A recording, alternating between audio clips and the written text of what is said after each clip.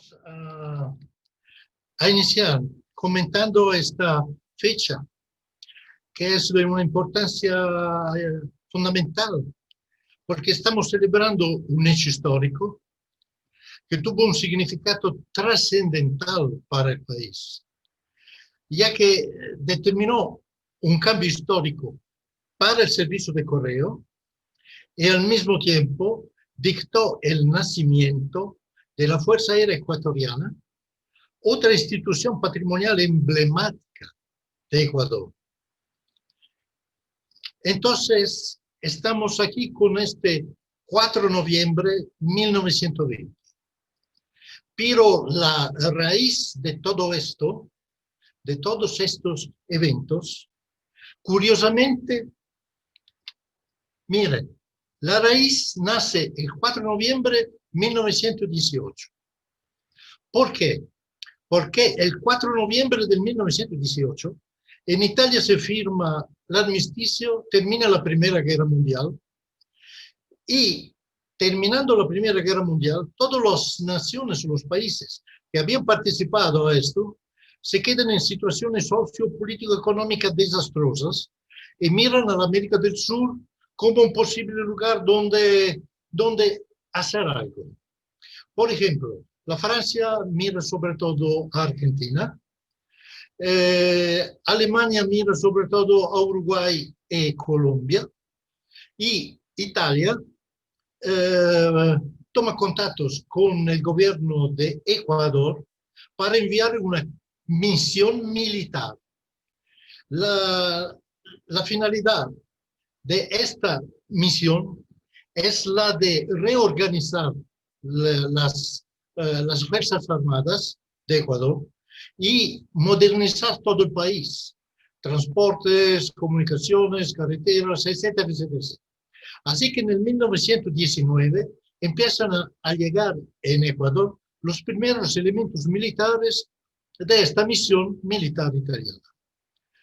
Un teniente Bosio de esta misión se da cuenta que en Colombia, al final del 1919, nacieron o habían nacido dos compañías de navegación aérea. Una era la Compañía Colombiana de Navegación Aérea, y la otra era la SCAT, la Sociedad Colombo Alemana de Transportes Aéreos. Con estas noticias se presenta al presidente de Ecuador, que es Baquerizo Moreno, y le ofrece, en el ámbito de la modernización del país, ofrece hacer lo mismo, es decir, crear una Fuerza Aérea Ecuatoriana militar. Baquerizo Moreno se niega porque dice, estoy al fin de mi mandato, no puedo decidir nada, por favor, que se vaya a hablar con los generales. Bosio se va a hablar con los generales, pero los generales le dan una respuesta, un no rotundo. Ellos recordaban los pocos vuelos de Eduardo Lavín en el 12, de Cosme Renella en el 13, de Clodomiro Ponce en el 15, que eran vuelos actuados con aparatos muy primordiales. Y todos estos vuelos que terminaron casi todos con pequeños desastres, claramente no podían empujar estos generales a tomar una decisión en senso positivo.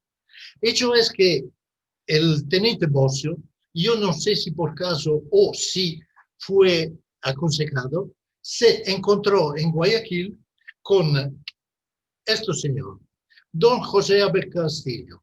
Este señor era un masón, dueño del diario El Telégrafo. Claramente tenía amplias posibilidades económicas y era un visionario. Cuando el teniente Bosio le fa entrar en el cerebro la posibilidad de desarrollar un servicio de aéreo civil, Abel Castillo piensa no solo a un transporte de correspondencia, sino a la posibilidad de difundir su diario en todas las esquinas del país.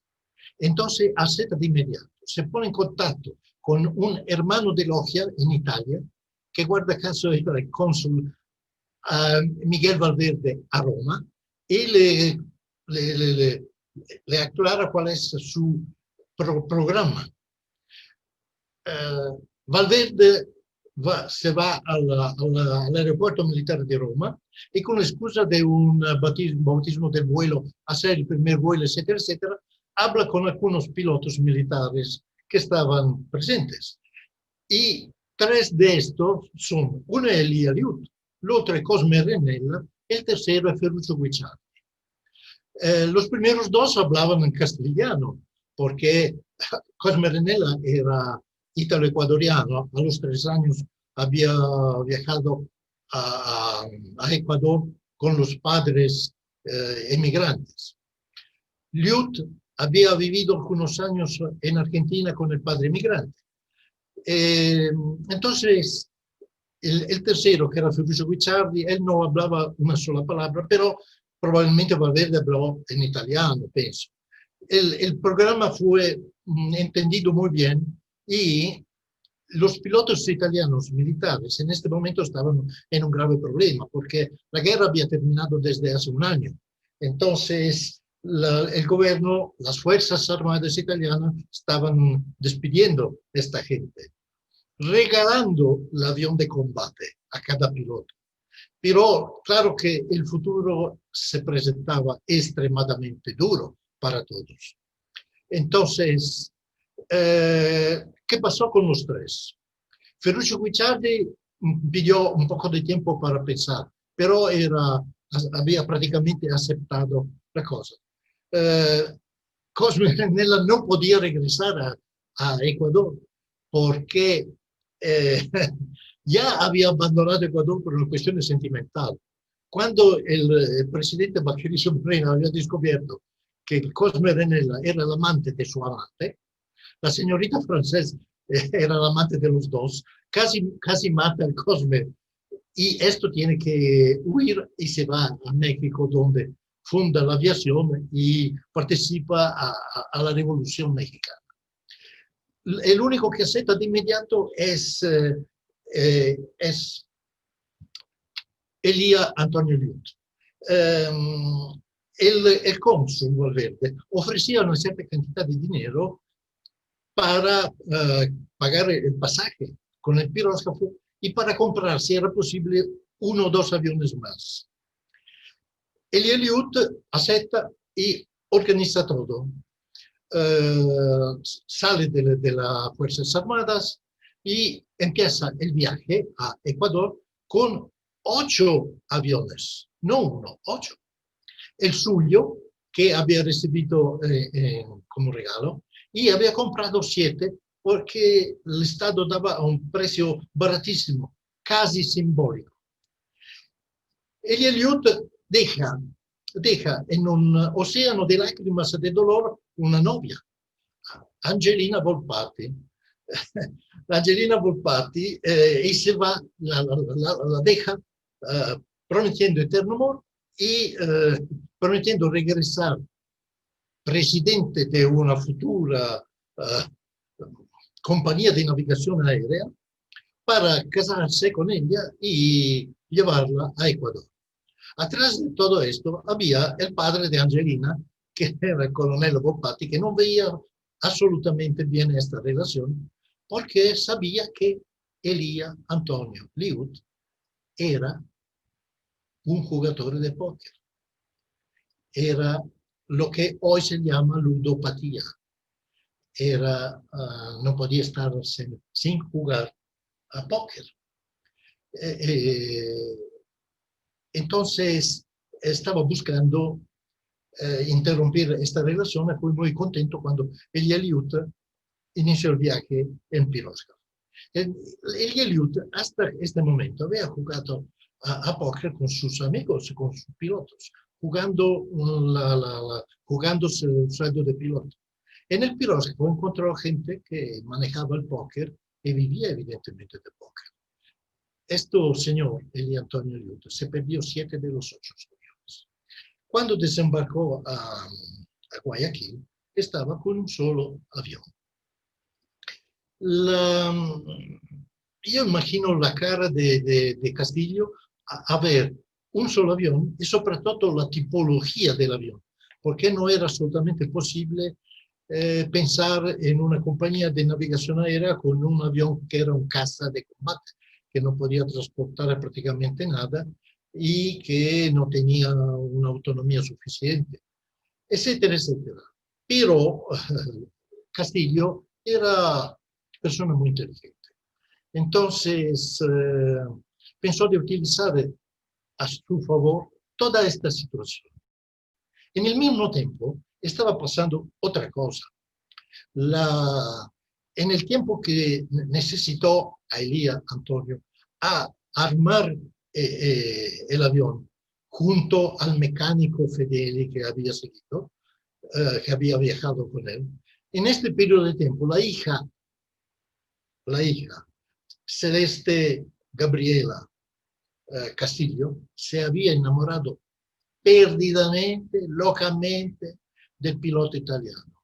Este jovencito, alto, guapo, piloto, etc. Y evidentemente esto, claramente el padre, José Abel, se había dado cuenta de todo esto, entonces estaba maniobrando toda la situación, viendo cómo se desarrollaba. Esto es el avión que Liut arma con el mecánico Fedeli. Cuando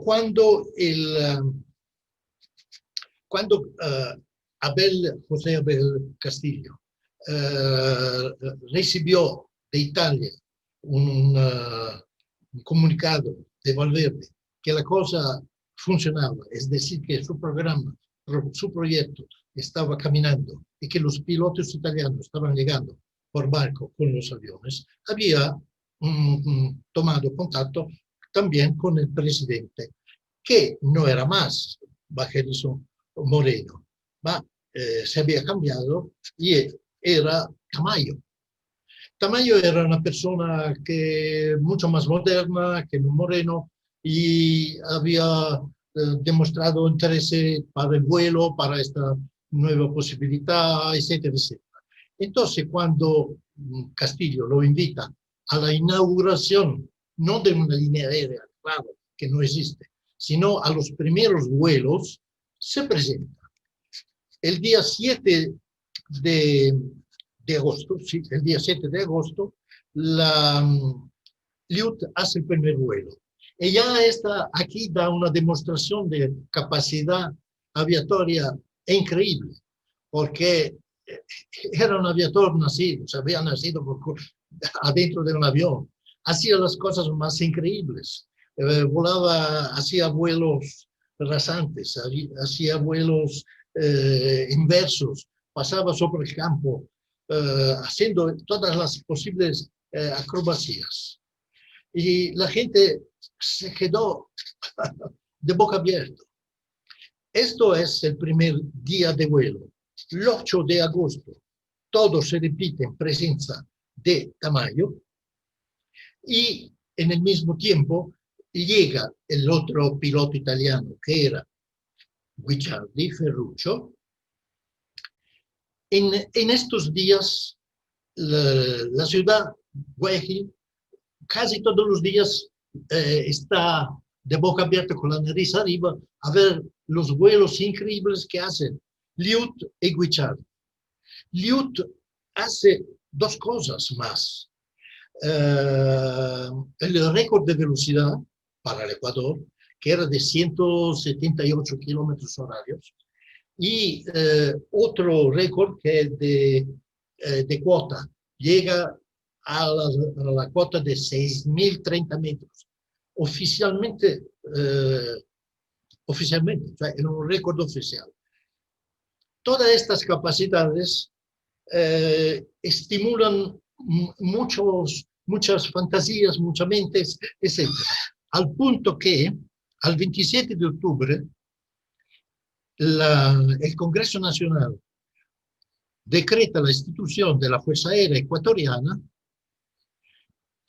fiesta que la FAE ha celebrado el otro día, 27 de octubre.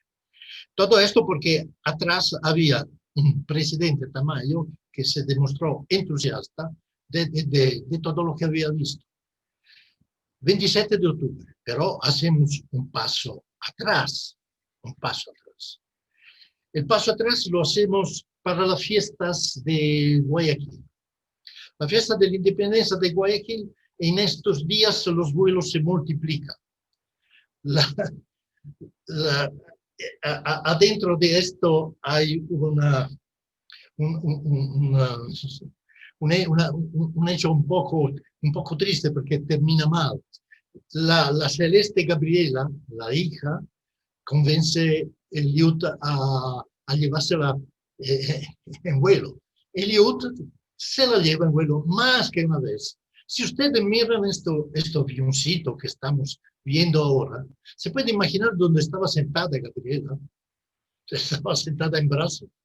Entonces los dos viajaban en el cielo abrazados.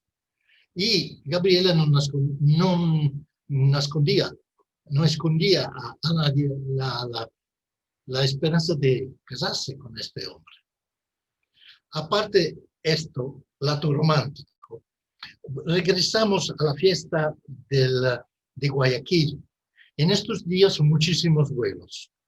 Una noche Castillo se encuentra con Liut al teatro, con dos cuencanos, yo pienso hermanos de logia, algo así. Eran dos cuencanos adinerados, importantes, etcétera, que asistieron a todas estas exhibiciones, capacidades aviatorias de Liut y de Guicciardi y ofrecen a Liut la posibilidad de repetir todos estos vuelos en el cielo de Cuenca para el 3 de noviembre, cuando se va a celebrar la independencia de Cuenca. Ofrecen 5.000 sucres, el transporte por tren y guanderos hasta Cuenca. El tren tenía una estación intermedia a Huigra, no llegaba a Cuenca. Todas las cargas en este periodo, en estos años, viajaban hasta Huigra en tren, ferrocarril. Y desde Huigra hasta Cuenca eran los guanderos. Guanderos es una palabra españolizada cuyo origen es guanduc. Guanduc era como una camilla hecha con dos palos y una tela en medio. Y dos hombres, uno delante y uno atrás, transportaban la carga pesadas, caminando por senderos impresionantes en las montañas. Y en 2 días de viaje, o así, o caminando, no, o utilizando mulas. Yo pienso que era un viaje horrendo. 2 días, me pregunto dónde se dormían a la noche. Liut, la idea de los 5.000 sucres le gusta mucho, porque 5.000 sucres, ustedes pueden imaginar, en aquel tiempo, el sueldo básico no llegaba a 30 sucres. Entonces, si hacemos una referencia con el sueldo básico de hoy, eran 50-60.000 dólares de hoy. El sucre en aquel tiempo era una moneda muy fuerte. Ecuador era un país rico. Era suficiente un sucre para comprar $0,5 oro. Un sucre, $0,5 oro. Entonces, 5.000 sucres era una cantidad de dinero notable. Pero Liut, con el orgullo del piloto, dice, yo no puedo llegar a Cuenca con el avión desarmado. Entonces, yo llego a Cuenca volando. Allí empiezan, no es posible, pero sabemos todo que al final tuvieron que aceptar la idea de que Liut llegase a Cuenca volando. Esta es la única carta, el único mapa, mapo que existía en el tiempo. Era prácticamente un dibujito que estaba, me parece, creo que una vez leí que estaba en los libros de los niños. Es decir, que era, no había la cota de las montañas. Entonces, de verdad, era un viaje alucinante. Pero es así.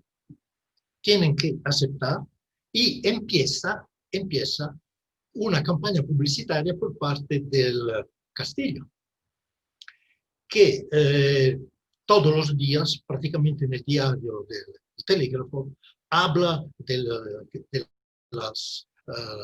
los trabajos que se están haciendo, que se está preparando, que se está listando, todo el programa, etcétera, etcétera, y se declara, el diario declara que el viaje en avión es dedicado solo, es un viaje para un transporte de correspondencia y de diarios.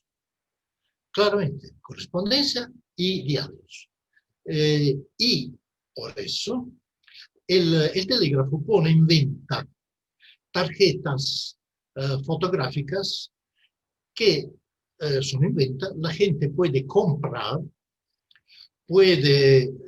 tiene que devolver sellada, tienen que poner sellos, sin fecharlos, porque la fecha se encargará el diario de hacer todo esto. Y todos los días el telégrafo publica el número de tarjetas vendidas. El primer día había anunciado que las tarjetas habrían sido 1000. Es decir, que estaba a disposición de la gente, estaban disponibles 1000 tarjetas. Y todos los días anuncia cuántas tarjetas ya se han vendido. Al final, antes del vuelo, las tarjetas vendidas serán 750, más o menos. Y 500 regresarán, se entregarán a la administración del diario para el vuelo. De esta tarjeta hablamos después, tratando la parte filatélica. Ahora estamos tratando solo la parte histórica. Entonces, se llega prácticamente al momento del despegue. El día 3, en el campo de aviación que se había creado en el Jolly Club, un montón de gente se reúne, etcétera, etcétera, y Liut despega y se va. Una hora después regresa porque había encontrado un muro de nubes tan denso que era imposible continuar. No había encontrado una posible vía de pasaje. Claro que con montañas altas 5000 metros no era posible lanzarse así, sin ver nada. Entonces, él había sido un exitoso piloto de guerra porque tenía un sentido del peligro y de capacidad de horizontarse muy fuertes. Entonces, había decidido de regresar. Estas dos medias fotografías, porque son dos medias fotográficas malas que se ven, son del día 4. Se repite todo el día 4.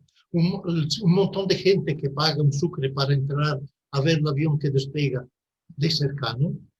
La mitad superior es un poco antes del despegue y la foto inferior es con una nubécula blanquita, es el momento que el avión está iniciando el despegue. Hay que decir algunas cosas.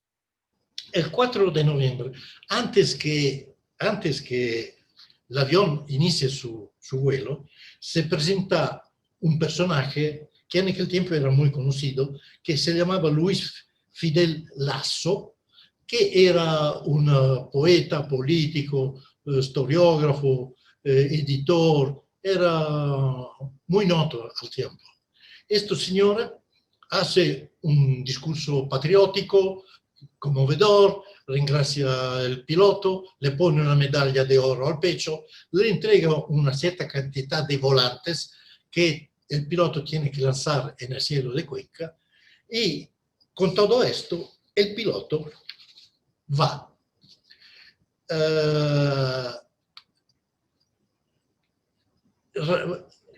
Años después, o siempre, recordando cuánto fue complicado, difícil este viaje, peligroso, en el frío, en el granizo, en la lluvia, en las nubes. Él que tomaba cuota subiendo, subiendo y buscando un hueco para pasar. A un cierto punto pasa porque ve un hueco entre las nubes, pasa. Se había dado cuenta, sobre todo porque tenía en los dos muslos, tenía en un muslo la brújula, en el otro el altímetro. Porque el avión no tenía instrumentación ninguna, tenía solo la palanca, no tenía nada. Entonces, era un avión de combate, livianito, hecho para luchar, para ganar o para perder. No habían, el tablero no existía. Entonces, todo un vuelo así, recordó que a un cierto punto un cóndor había volado a su lado por algunos momentos, preguntándose el cóndor quién era este extraño avión, este extraño animal que volaba con todo este ruido. El hecho es que Newt se da cuenta que está volando a norte y piensa que pasando por este hueco en las nubes va a llegar a Riobamba, pero al menos está de otro lado de la cordillera. Pero a un cierto punto el cielo se vuelve azul, entonces da la vuelta a la derecha, azul, y se lanza azul y llega en el cielo de Cuenca. En el cielo de Cuenca lanza el volante. Estos son los volantes, pienso que ustedes lo hayan leído todo, muy patriótico, lindo, etc. Y lanza todo estos y estos volantes y empieza a dar vueltas con vuelos rasantes y moviendo las alas para saludar como hacen los pilotos. La gente abajo está enloquecida. Abajo hay un jaleo alucinante. Ustedes se pueden imaginar todas las campanas de las iglesias tocando, todas las bandas musicales tocando himnos, las sirenas tocando, la gente hurlando y corriendo de todo lado para recoger estos volantes. Un jaleo alucinante. Terminando de dar vueltas en el cielo, al fin aterriza. Aterriza en una hacienda, la hacienda se llamaba Jericó, que Guicciardi, que ya estaba en Guayaquil, ¿no? Hemos dicho que había llegado a Guayaquil. Guicciardi en los días anteriores, con el tren hasta Huígara y las mulas hasta Cuenca, había llegado a la ciudad y había preparado con los amigos cuencanos un potrero, un plan con sábanas blancas. Liut ve esta aterriza. Lo sacan del avión prácticamente como a fuerza. Lo ponen ahí parado, empiezan a ponerle medallas en el pecho, besos, abrazos. En aquel tiempo no había COVID, entonces se lo podían besar y abrazar. Y esta hacienda de Jericó estaba fuera de la ciudad. Entonces lo cargan en un carro y van a la ciudad. Era un desfile de carros, carros llenos de flores, con banderas de Italia y de Ecuador. La gente era una cantidad impresionante. Más tarde alguien dijo que ni tampoco Sucre y Bolívar habían recibido un acogido así. De otro lado, Ustedes pueden recordar el acogido de Armstrong cuando regresó de la Luna y que hizo el desfile Broadway. La gente enloquecida, en aquel tiempo más, porque era imposible imaginar un hombre que volaba en el cielo. Era algo, y todos se daban cuenta que esto habría sido el inicio de una vida diferente. Cuenca estaba prácticamente aislada. Riobamba y más allá, Quito, estaban conectadas con un sendero de tierra blanca. Y para bajar a Guayaquil eran 2 días de viaje con la mula.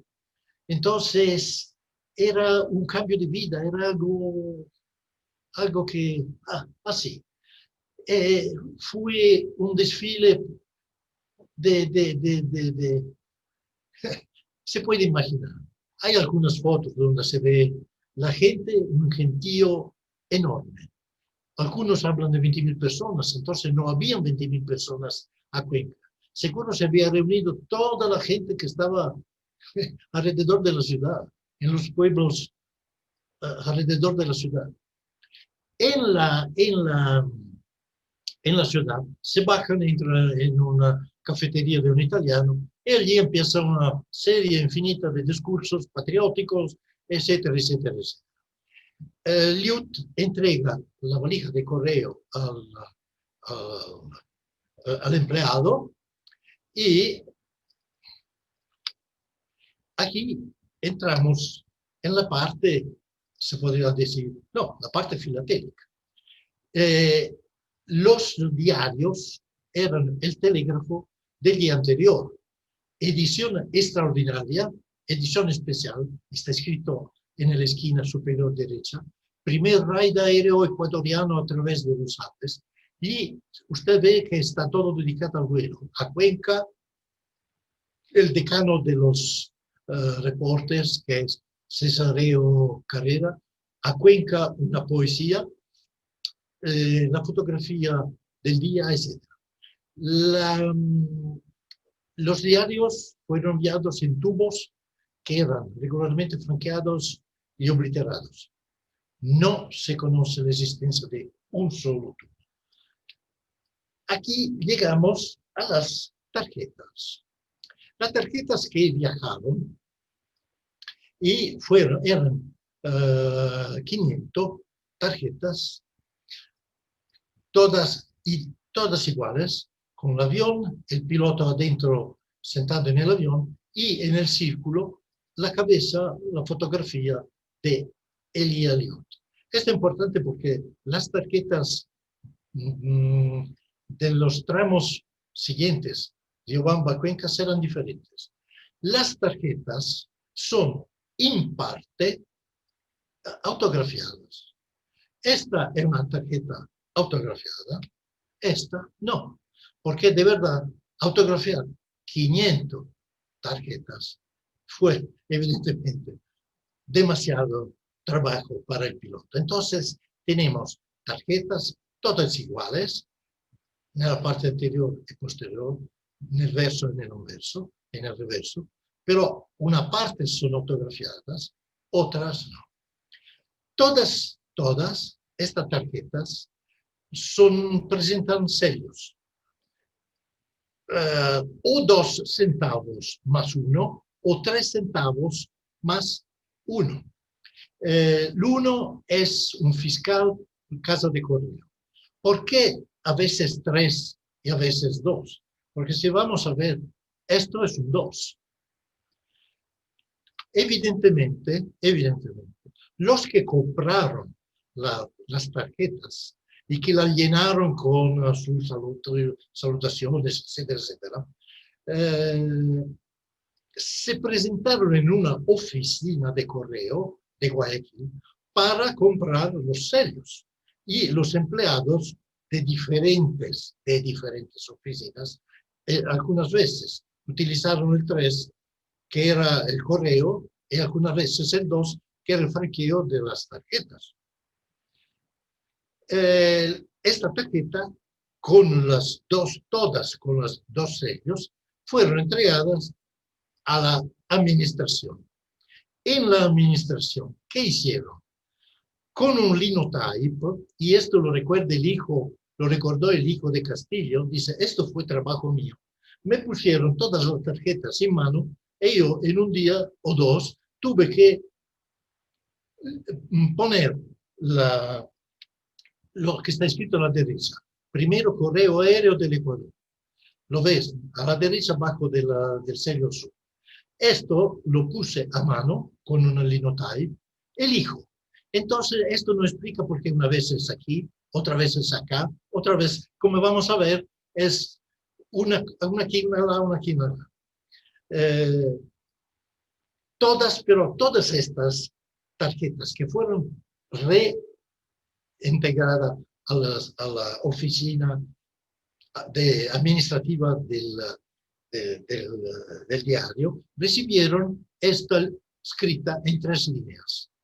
La escrita la pusieron con linotype después, porque si lo hubiesen puesto antes, cuando vendieron la tarjeta, era posible que muchas personas no devolvían la tarjeta y se quedaban con una tarjeta primer vuelo aéreo que no había volado y que en teoría podía volar en un segundo vuelo o utilizar otra. Entonces, la dicción primer correo aéreo tenía que ser reservada solo la tarjeta que habrían volado. Esto dice por qué la pusieron a mano con el notario. Esta la tarjeta, como pueden ver, es firmada, autografiada por Luis Fidel Lasso. Es el mismo señor de los volantes. Otra, esta es otra cosa. Evidentemente, mientras que estaba en mano la tarjeta de los que la habían comprado, alguien pensó bien poner también un timbre publicitario. Esto es Nicolás Icarión, plomero y gasfitero. Todas estas tarjetas, cuando se decidió para el vuelo del 3, al día 2, fueron todas mataselladas y obliteradas. Se ve mejor aquí, arriba a la izquierda, se ve claramente. El 2 de noviembre. El 3 no era posible matasellarlo el día del vuelo. Entonces se matasellaron el día 2. Después el vuelo no fue el día 2, del día 4. Pero es así. Algunas de estas tarjetas tienen matasello de Cuenca. No todas. No todas. Todas tienen esto 12, que es la oficina de Guayaquil, donde se matasellaron las estampillas. Esta tarjeta es muy interesante porque es una rareza. Gualaceo. Gualaceo es un pueblo acerca de Cuenca. El único Gualaceo que yo vi en todos estos años. También matasello 2, etc. Esta es otra con Nicolás Ecarión. Esta, no sé por qué, pero le pusieron las estampillas en el anverso. Y entonces el Santiago Castillo pensó bien poner primer correo aéreo de Ecuador también en el mismo lado de la tarjeta. Esto es un raro, porque son bastante raros. Noviembre 4, Cuenca. Usted ve, esta es la copia más grande, Cuenca 4, noviembre. Esta es la filatelia del correo transportado por el Elliot. Prácticamente la filatelia, y no solo la filatelia, ma todo el discurso del 4 de noviembre, podría terminar aquí, porque vimos todos lo que fue la raíz atrás del grande vuelo. todos los que fueron los acontecimientos también amorosos, pero yo me permito agregar esto. Esta es una caricatura de la época. Son los tres. A la izquierda es Fedeli, el mecánico, en medio Eliud y a la derecha es Ferruccio Guizzaro. Otra caricatura de la época describe el jaleo de Cuenca abajo mientras el telégrafo está volando en el cielo. El sol tiene una cara asustada. Era la primera vez que veía un avión. Hay un museo, el Museo Remigio Toral a Cuenca, donde hay la efigie, hay un traje de vuelo, hay otras cosas pequeñas de Eliud. Y hay esta. Yo, en base a esta, que es una hélice del telégrafo, yo a este punto quiero decir una cosa. Los héroes de este vuelo fueron dos. Fueron Eliud y el telégrafo 1. Yo sé que los aviones no tenían un alma, pero este pequeño avión que había hecho batallas en el cielo, Eliud había derribado 3 aviones enemigos reconocidos. Entonces había volado a la noche, porque era tan hábil que lo habían puesto a volar a la noche, cosa extremadamente difícil. Y después había hecho este vuelo sobre los Andes. Este avión tiene el 50% del resultado positivo de este vuelo. Entonces, ¿por qué esta ruta?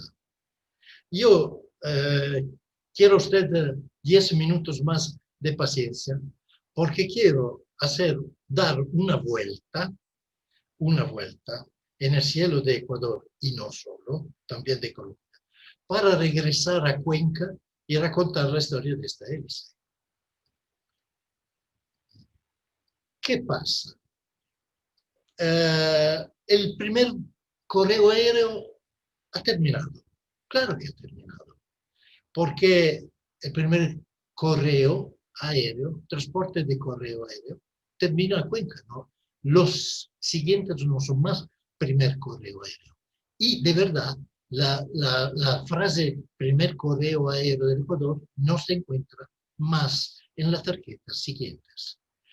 ¿Qué son las tarjetas que les estoy presentando? Son las tarjetas del vuelo Cuenca-Riobamba y del vuelo Riobamba-Quito.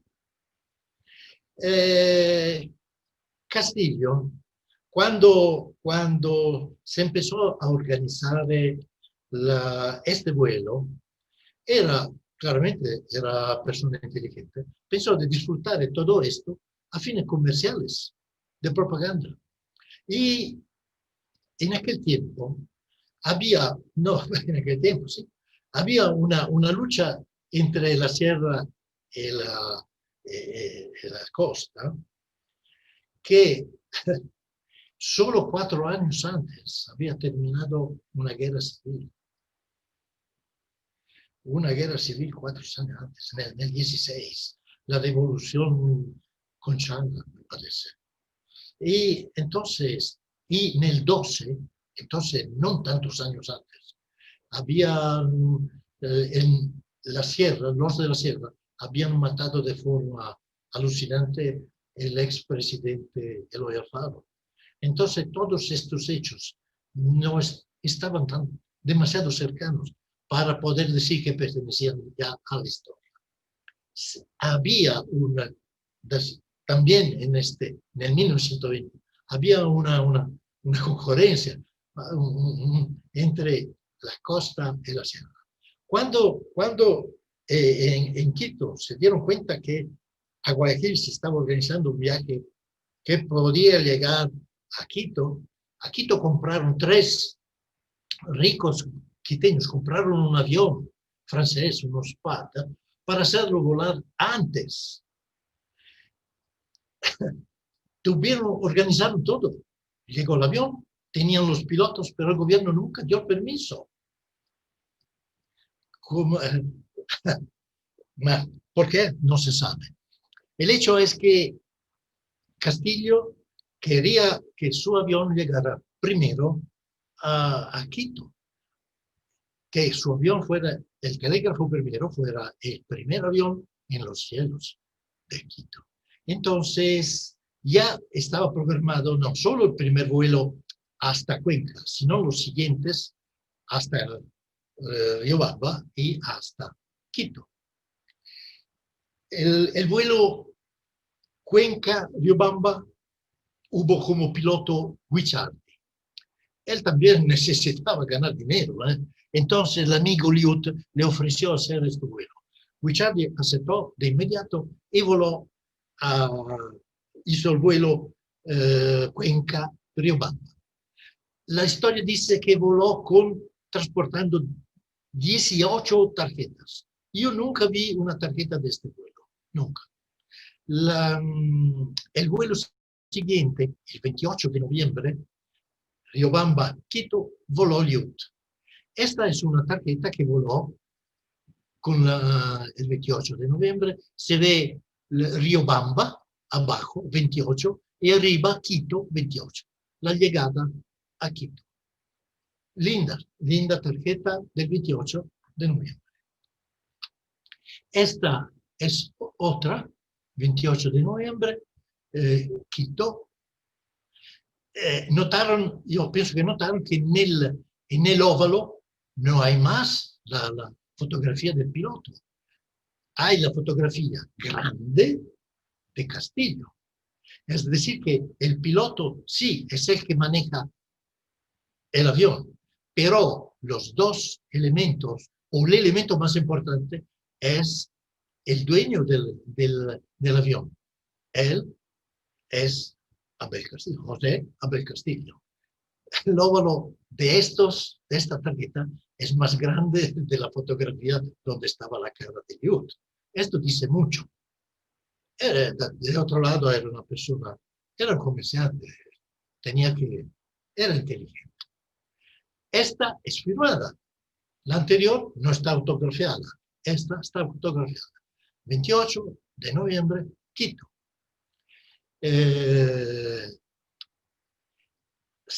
Algunas personas se acercaron el día 28 a Riobamba a Liut que estaba despegando y le ofrecieron, le entregaron correo, tarjetas, cartas, afuera de la valija de correo.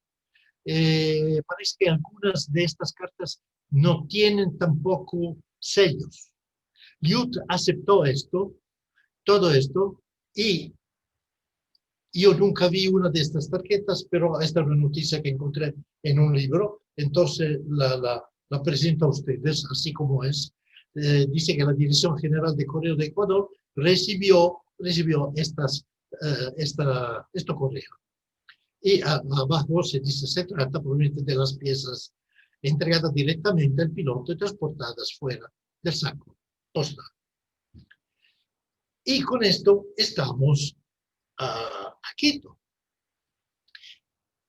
Esta es una cosa que yo no entiendo. Es una curiosidad, no sé. Es una tarjeta postal. Claramente, lamentablemente tengo solamente el reverso, no tengo el anverso. Entonces, pero seguramente, casi seguramente, es Riobamba, Quito. No entiendo dos cosas. Una, porque abajo está escrito Riobamba cuando allí debe estar escrito Quito, siendo que viajó a Quito. Y arriba, los dos mataserios son Quito, 30 de noviembre. Parecería una tarjeta que ha hecho el vuelo Quito-Riobamba el día 30, y que no es posible, no existe. La única explicación es que esta cosa es una sapería, no sé si existe. Se hizo, un sapo la hizo. ¿Cómo? Miren cosa está escrito. Al amigo Liut Entonces eran amigos de Eliud. Puede ser, yo pienso, que Eliud le hizo un favor haciendo ya una tarjeta postal a un amigo. No sé, esto lo presento así como una curiosidad que no logro explicar de otra manera. Vamos a continuar un momento con cuando le hice ver esta hélice rota, fracasada, le dije que le pedí permiso de continuar a volar en el Ecuador y no solo. ¿Qué pasó? Que llegando a Quito, Eliud había firmado un contrato como instructor de vuelo de la futura escuela aérea. No había escuela, pero ya tenía un sueldo. A Quito se volvieron todos locos, como Guayaquil. Entonces, todas las grandes familias de Quito hacían competencia para invitar esto piloto, esto héroe, esto, etc. Y la vida de Eliud se volvió una farra continua, pasaba de una fiesta a la otra. Cenaba y comía con ministros. Y también en casa de una familia danoso, comió con el presidente de la República. Ustedes pueden imaginar que Eliud era de una familia tan pobre que su padre había emigrado en Argentina. Entonces, estaba afuera de cabeza, estaba en las nubes. Todos lo querían, todos lo tocaban, todos lo invitaban, todo quizá que más. Pasó otra cosa.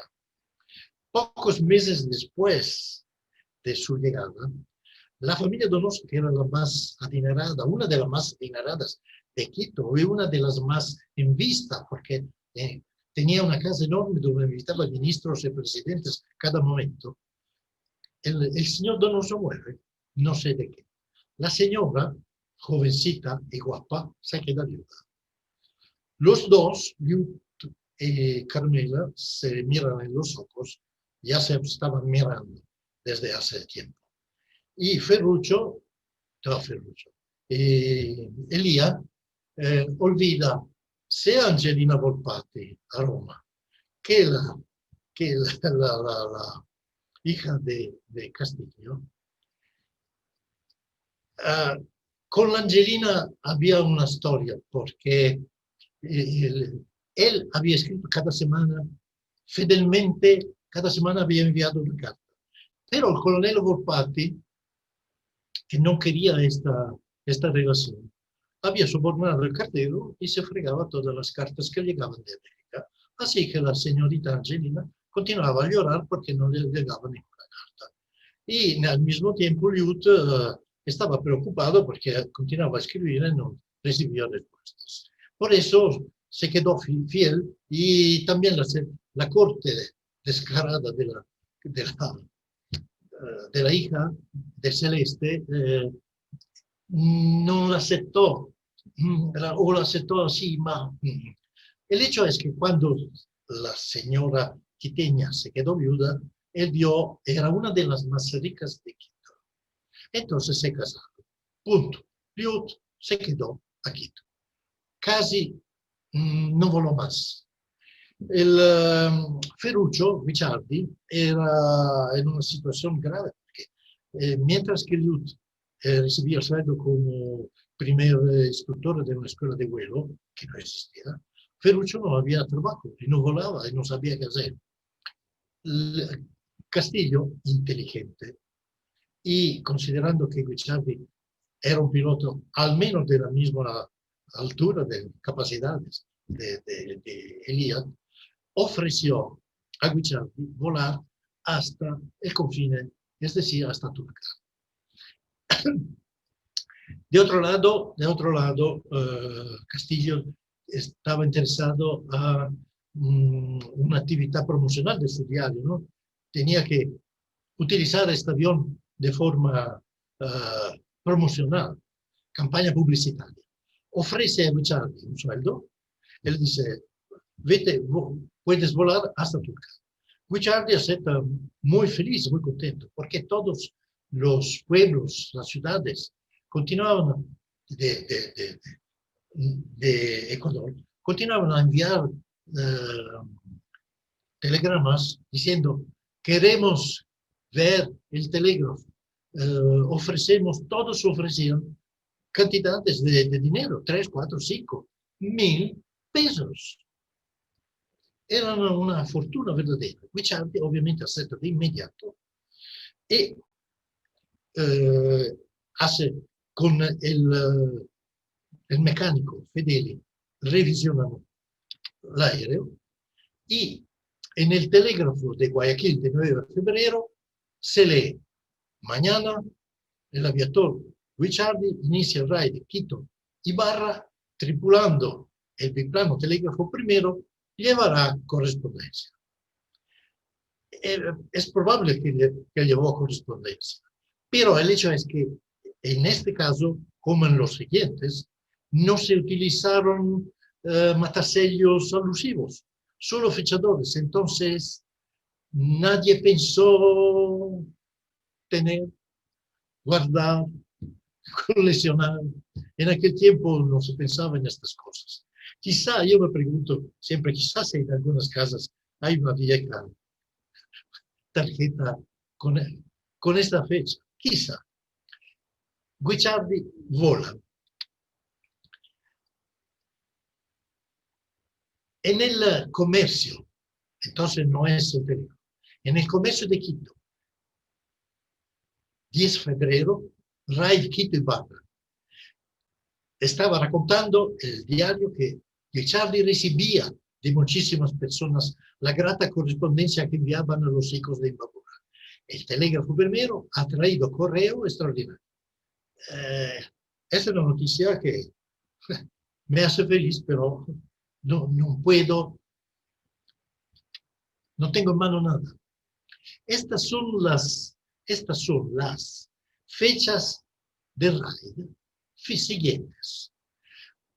El 11 de febrero, Guicciardi vuela a Otavalo, porque también a Otavalo le piden, por favor, estaba ya a Ibarra, que venga a Otavalo.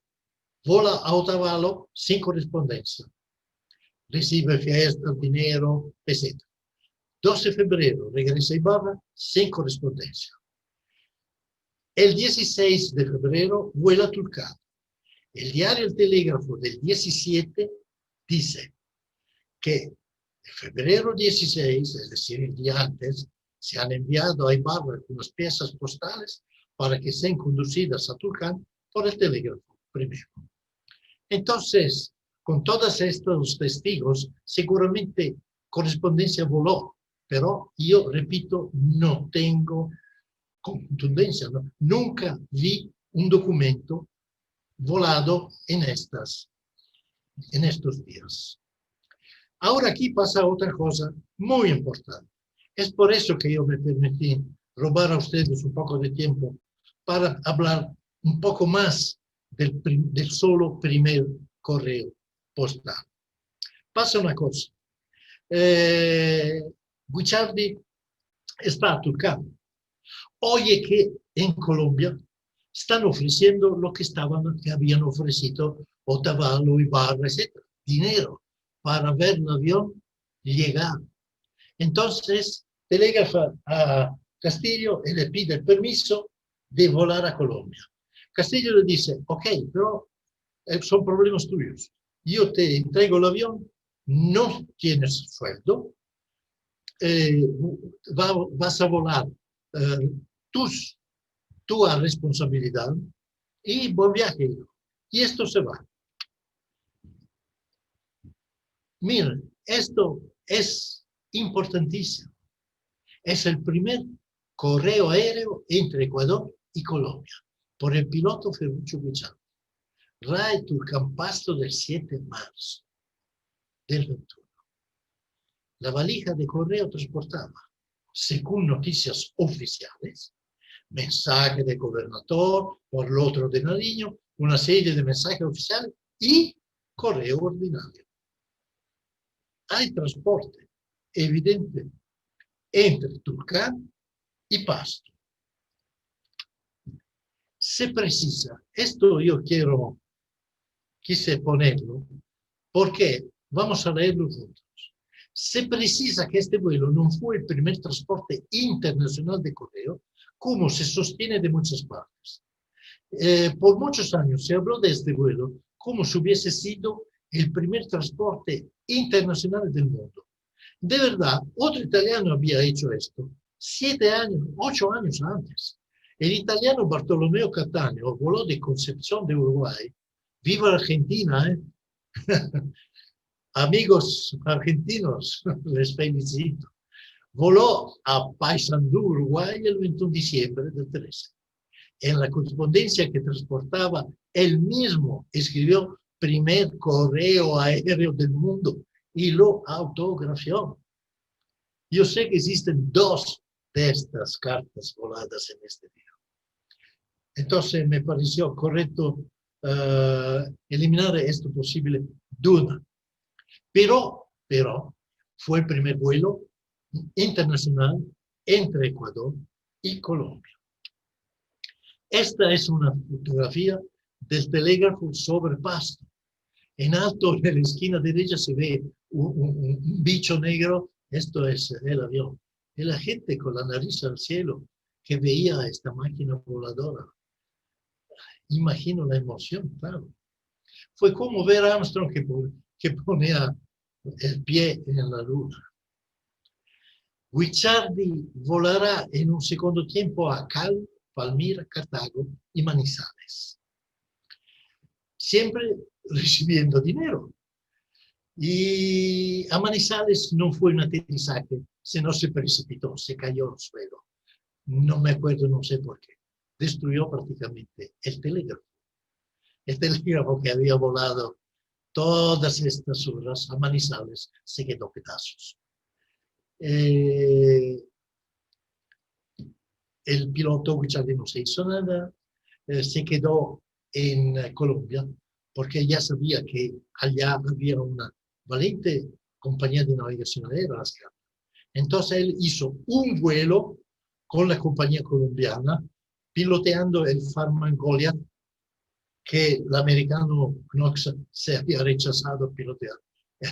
A verlo hoy uno se pregunta, ¿ma cómo hace uno a subir en una cosa así y llevarla en el cielo? Vabbè.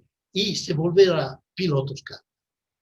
Volará todo el restante de su vida volando por 250.000 kilómetros, piloto Scarpa, sin problemas, y al final terminó su vida a Cali. Ahora duerme el sueño de los héroes en una capilla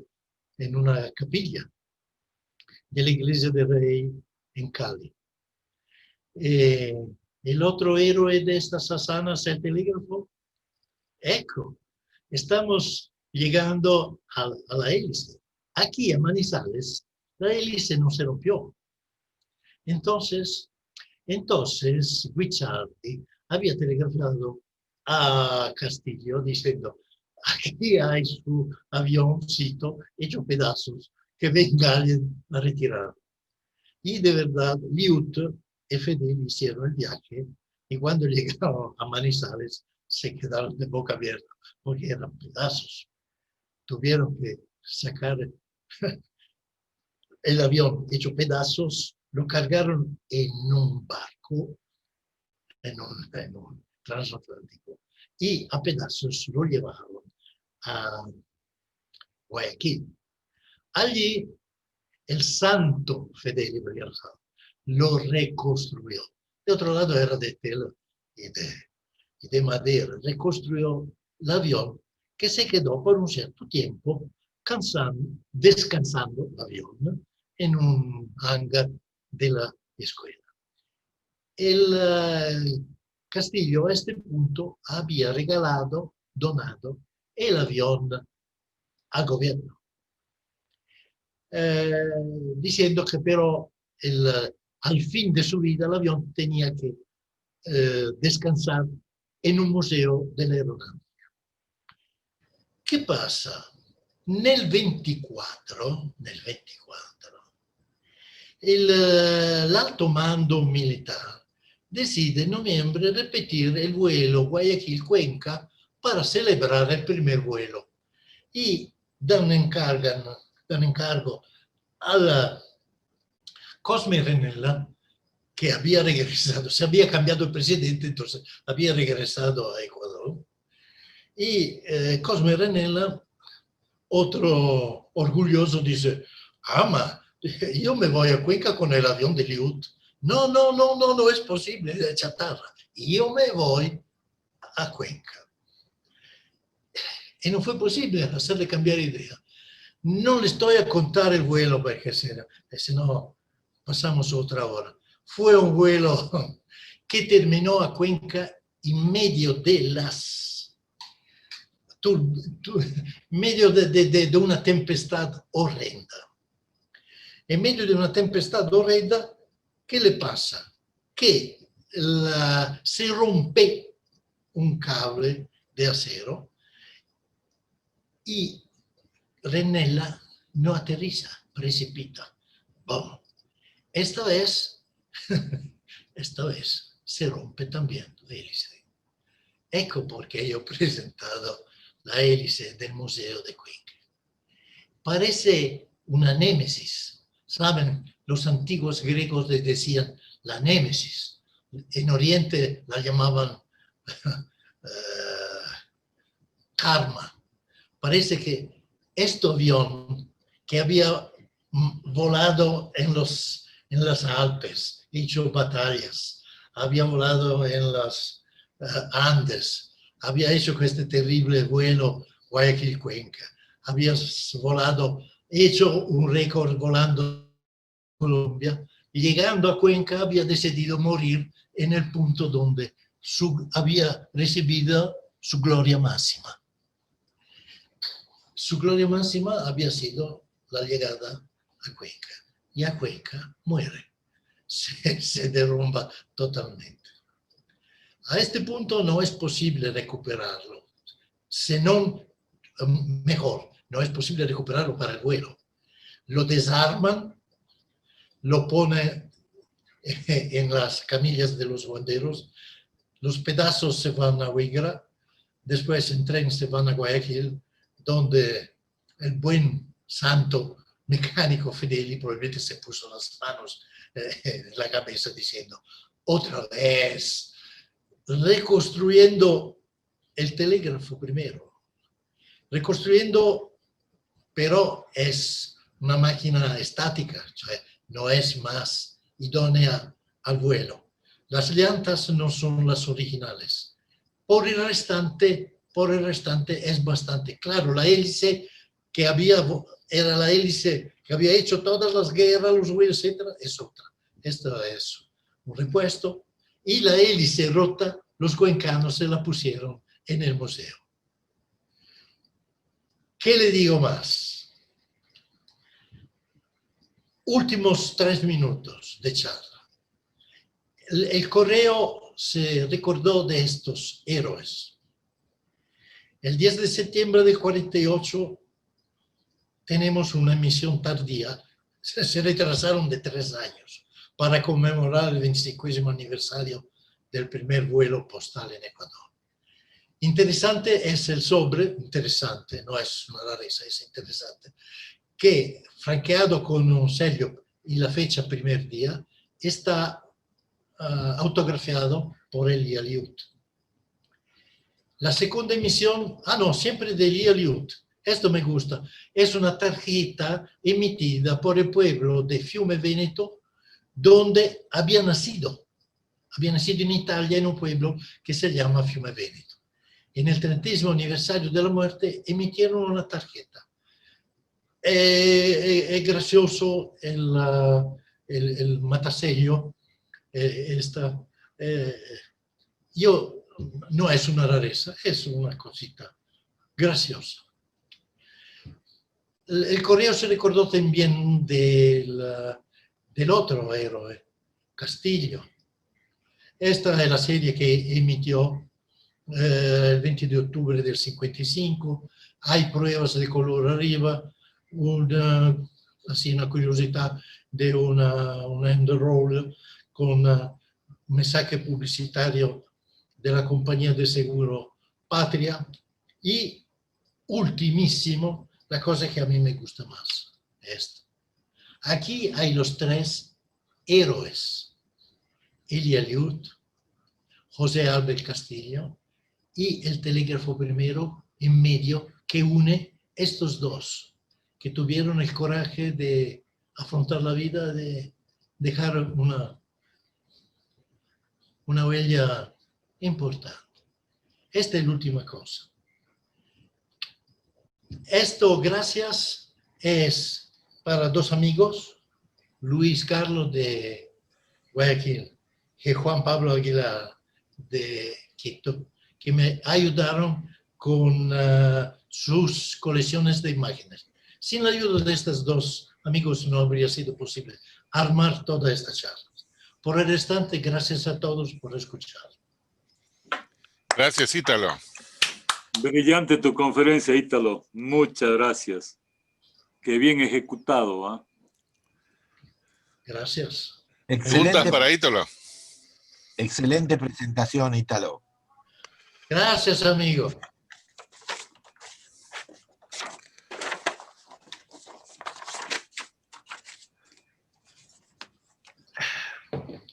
¿Algunas preguntas por ahí?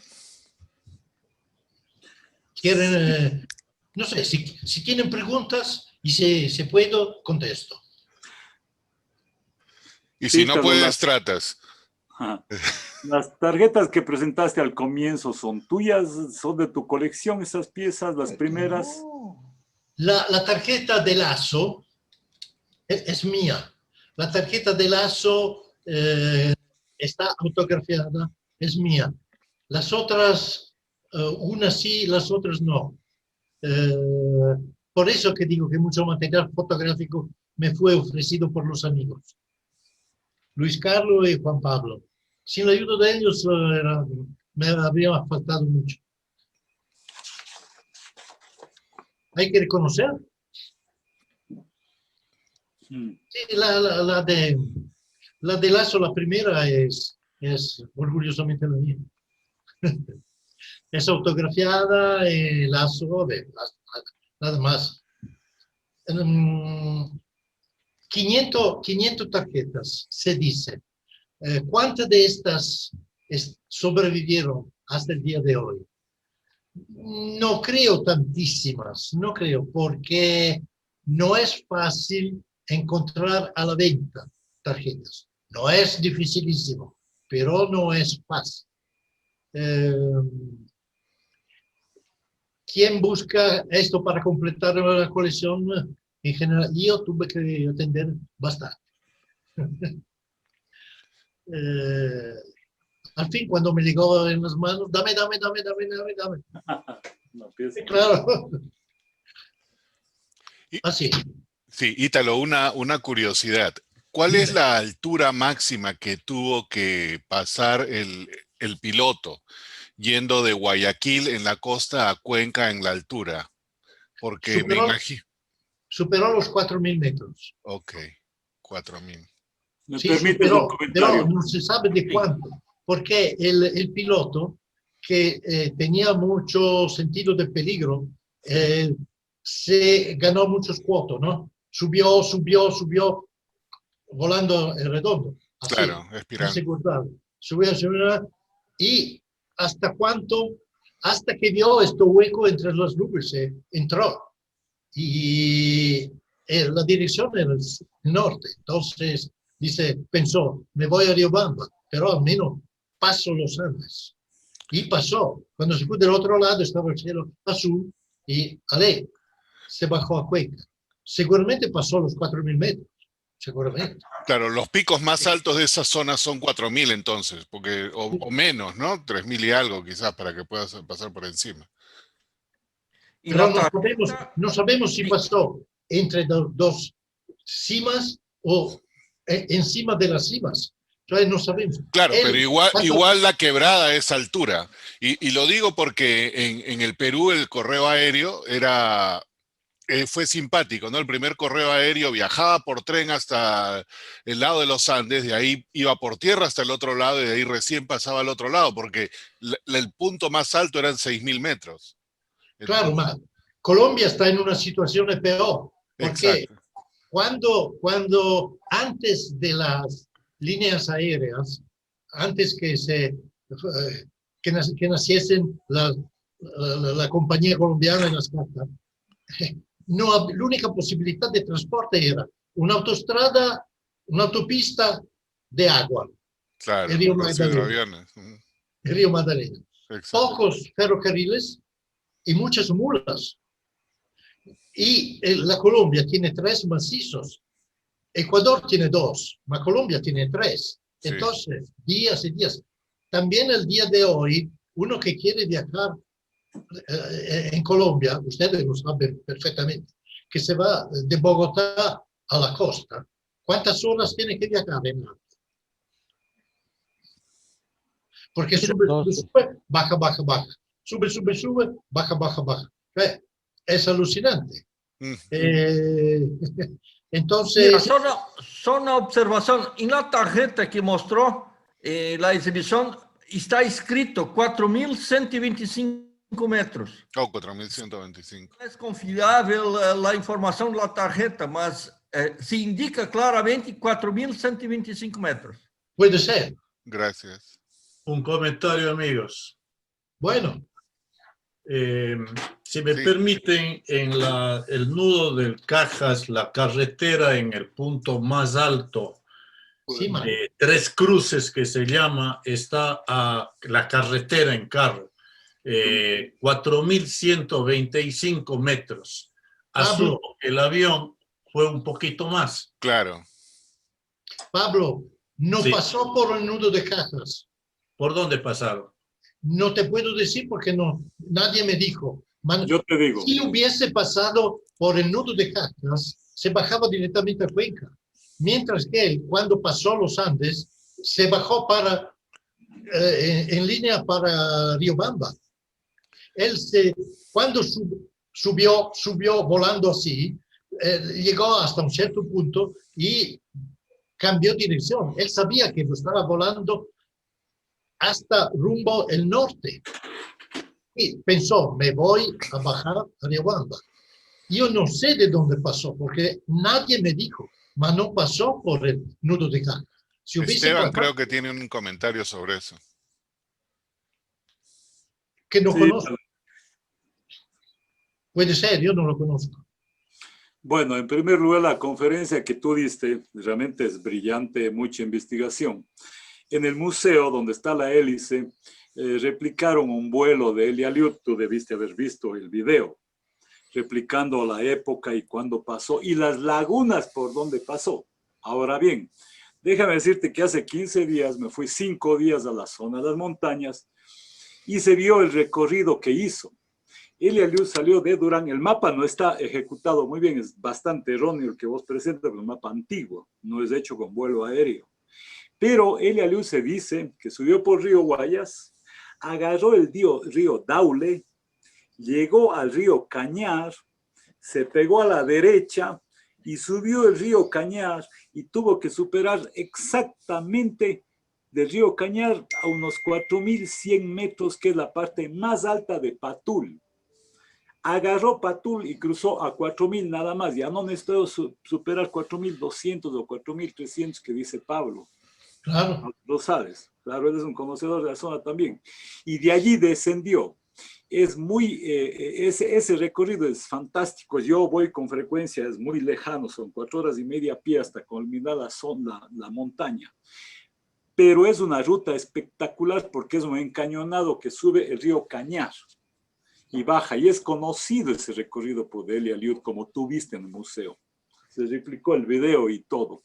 Pero yo te digo, tu conferencia es brillantemente acertada, bonita y tiene mucha investigación, mi querido. Te agradecemos y te felicitamos. Brillante la conferencia. Gracias, amigo. A ustedes, por la paciencia. ¿Otras preguntas por ahí o comentarios?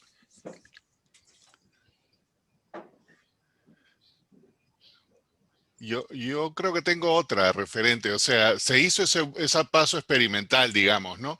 ¿Y en qué momento se implementa ya el correo aéreo en Ecuador? ¿Hubieron más vuelos con este piloto u otro piloto? ¿Cómo se va desde este primer paso hasta implementación comercial? La implementación comercial hubo en el 28, cuando llegó SCATA. Hasta nel 28 llegó SCATA. Y en el 29 totalmente porque Panagra empezó a volar regularmente. Entonces en el 28 tenemos el inicio de un servicio de correo regular. Desde esta fecha, del 20 hasta el 28, tenemos solo vuelos irregulares, ocasionales. Los aviones eran casi todos italianos y los pilotos italianos, porque la misión militar italiana había importado aviones. El Savoia Marchetti, por ejemplo, era el hidrovolante más avanzado de la época en el mundo, porque se vendía en todo el mundo el Savoia Marchetti. Era un biposto de que se volvió triposto y era extremadamente seguro y volaba extremadamente bien. Lo utilizaron por los primeros, por algunos vuelos, los pilotos de la misión italiana. Entonces, Petri, Canzini, etcétera, que hicieron algunos vuelos. El primero fue a Salina. Eran hidrovolantes, porque obviamente no había un solo aeropuerto en todo el país. No había un solo aeropuerto en todo el país. Entonces, la única cosa posible era utilizar hidrovolantes. Y el primer vuelo fue a Salinas. Y después, visto la facilidad, porque el problema era, si se quedan con un problema mecánico, ¿dónde van a aterrizar? En el Océano Pacífico. ¿Y quién va a salvarlos? O sea, era dramático volar en este periodo. No habían tampoco paracaídas, porque el primero paracaídas es del 25. Eso no sabía. Sí. El primer paracaídas,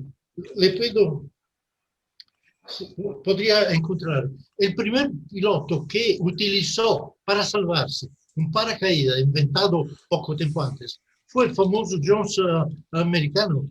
Estamos hablando, me parece, del 24 o 25.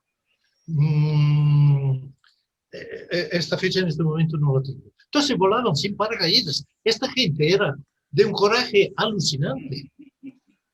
No, sí con motores de la época que se podían parar en cualquier instante, porque el problema de todos estos motores era el magnete, o sea, la parte eléctrica. Claro. Era la parte más frágil. No eran cierto impermeabilizados estos motores. Entonces, volaban así. Y entonces esta gente tenía un coraje desmesurado.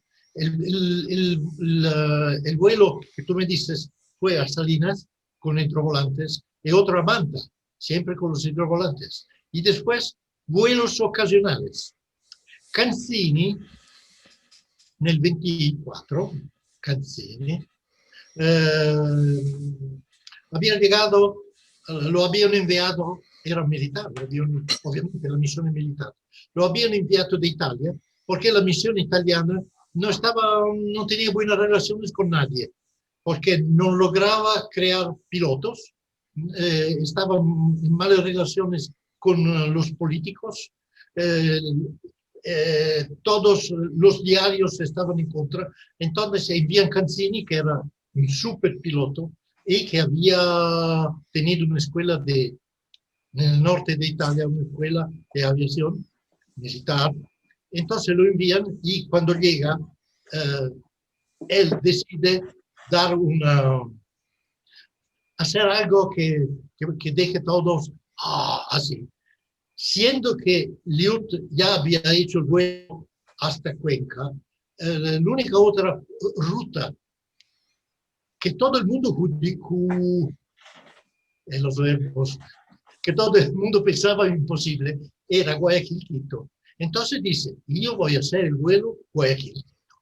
Y en las hangares había un ansaldo que no era ya era una máquina moderna.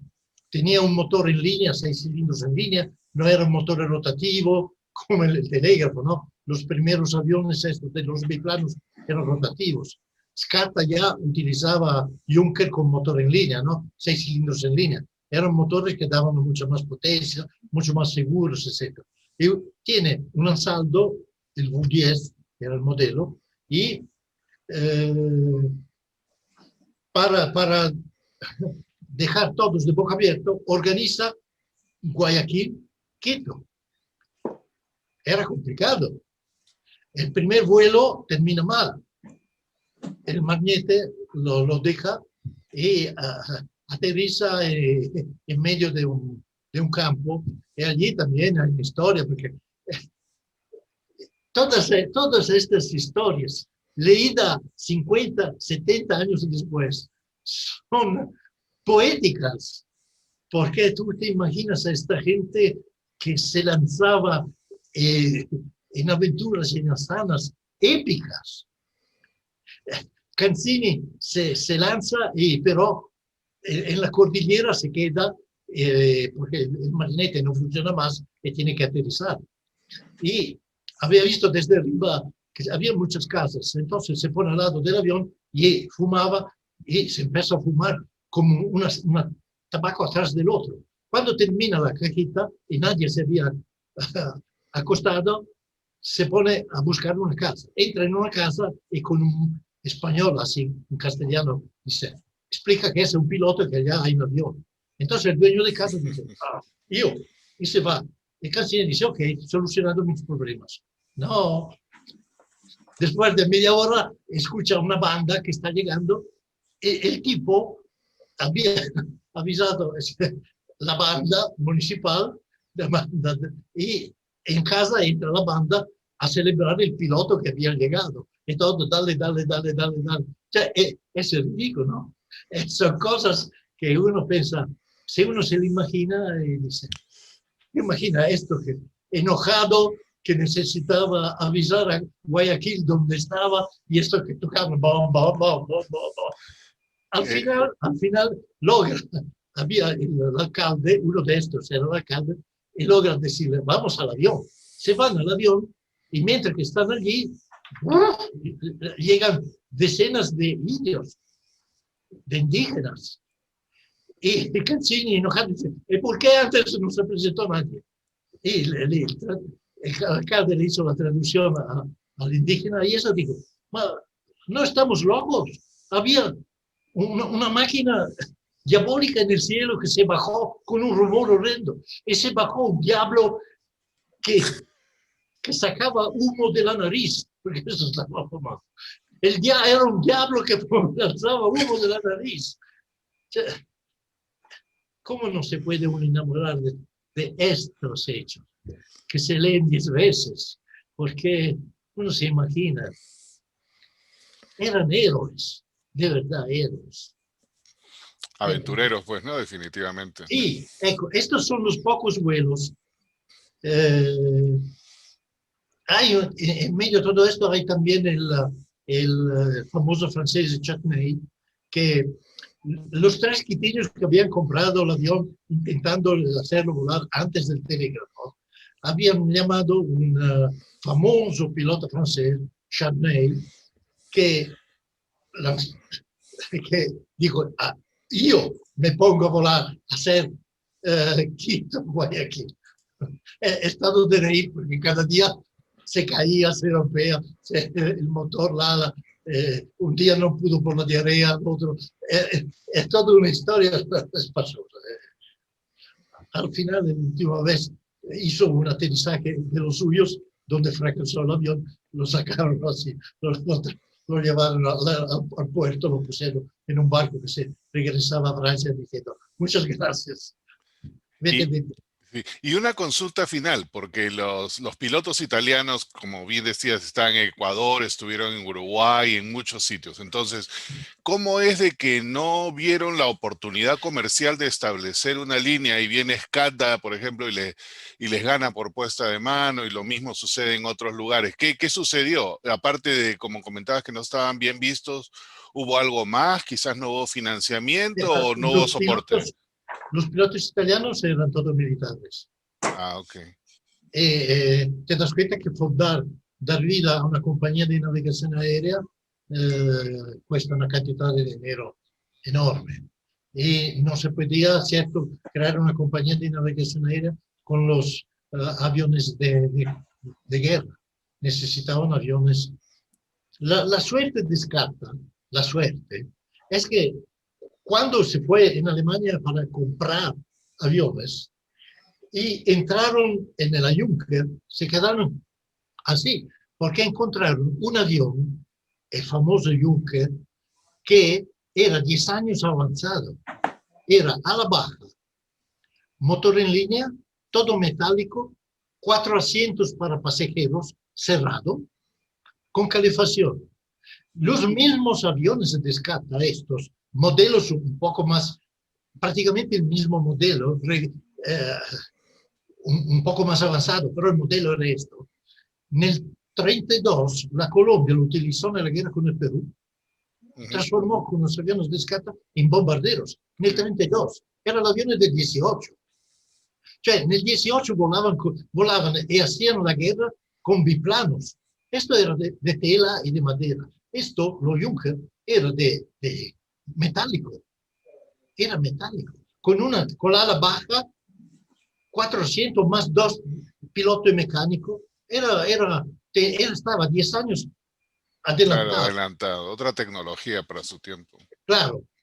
Entonces, de verdad, la mala suerte de la compañía colombiana de navegación aérea, que fracasó en un año más o menos, fue porque intentaron utilizar aviones franceses, que eran los aviones de la guerra, eran biplanos. También el famoso Farman Goliath, que transportaba muchos pasajeros, y era una enormidad. Era un biplano un poco más grande. No era posible pensar en crear una compañía de navegación aérea moderna con estos. No eran competitivos. Eran gigantes con los pies de argila. Ok. Gracias. Y fracasaron, tuvieron un montón de incidentes hasta que cerraron todo. Los alemanes de Skanda hicieron llegar aviones ultramodernos, mecánicos alemanes, pilotos alemanes, ingenieros alemanes. En aquel tiempo eran el tope del mundo. Gracias. Esteban. Sergio, Ítalo, una última pregunta, por favor. En tu bibliografía, ¿de dónde sacaste la información del piloto especialmente y de la situación de la historia de Cuenca? ¿Cuál es tu fuente de información? Mi fuente de información es todo lo que pude encontrar en la literatura. Yo también vivo, a mi lado vive un amigo que es el director gráfico del comercio. Y es un grande amigo. Y esto, cuando yo le pregunté si era posible consultar viejos números de comercio, me dijo, cuando quieras. Yo le telefonaba y le decía, por favor, mañana vamos juntos, claro. Y salíamos juntos, íbamos al comercio y él me entregaba a una persona y esta persona estaba sentada y esperaba que yo le pidiese, dame por favor el bloque del año 19, 20 y 21. Y yo pasaba todo el día y regresaba la noche con el amigo. No comía, yo no comía. Al bar de comercio tomaba un cafecito y pasaba todo el día leyendo. Es una cosa que no terminaría, tú no terminarías nunca de leer, porque se encuentran noticias, te pierdes tiempo también a leer la publicidad del jarabe de las 12 o del jarabe, etcétera, ¿no? Porque es toda una cultura de 80 años atrás. Entonces yo encontré muchas noticias en el diario. Esa es tu bibliografía. Los diarios son los únicos testigos de los eventos del pasado, porque no hay prácticamente casi ninguna noticia oficial. Los diarios, claro que para vender, estimulaban la curiosidad de la gente. Entonces todos los días publicaban noticias. Sí, se estaba programando un evento, así como volar. Entonces, entrevistas, noticias, voló, se cayó, se hizo, fotografía, etc. Fue una gran fuente de información. Muchas gracias, Ítalo. Nada. ¿Algo más por ahí? No veo a nadie. Ok, bueno, con eso, Ítalo, muchísimas gracias. Muy interesante. Felicitaciones. Muy amena las anécdotas que compartiste. Le doy una noticia trágica.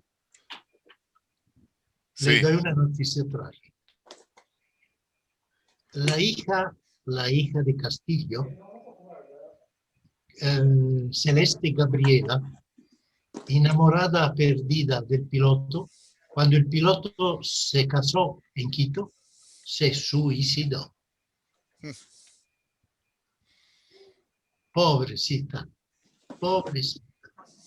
Y les doy una noticia. Una de las chicas que Elia Liu tuvo en Cuenca fue una hija de un personaje, Ordóñez Lazo. Fue una de las enamoradas. El piloto, Elia Liu, llegó en la casa de la señora Hortensia Mata, en el Parque Central de Cuenca.